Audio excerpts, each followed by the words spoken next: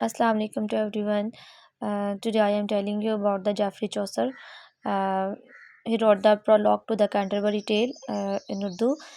Prologue to the Canterbury Tale Geoffrey Chaucer ने लिखी है। कहानियों की तर्ज किस तरह की है? बहादुरी पर मबनी कहानियाँ हैं। इसमें रोमानियत है, लोक कहानियाँ, बुज़ुर्गों की कहानियाँ हैं। कहानियों के ज़माने 14वीं सदी की, कहानियों का मुकाम इंग्लिस्तान और ये 13 सेंचुरी से कबल लिखी गई हैं। जी, तो अंग्रेज़ी अदब की तारीख़ के वस्ती ज़माने में लिखी गई इस क्लासिक में चौसर एक तसव्वुराती अदबी ढांचे के ज़रिए 24 कहानियों को पेश करने का प्रोग्राम बनाता है। मोस्टली लोग कहते हैं कि यहाँ पे 24 कहानियाँ हैं, तो 24 करैक्टर ही पाए जाते हैं कैंटरबरी टेल्स में, लेकिन ऐसा नहीं है। यहाँ पे 5 करैक्टर्स ऐसे हैं, आप ये देख रहे हैं, यहाँ पे 5 करैक्टर्स ऐसे हैं जिनकी बात यहाँ पे की गई है।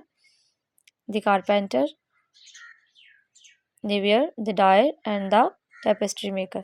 यहाँ पे जो ये 5 करैक्टर हैं, इनको ऐड नहीं किया गया।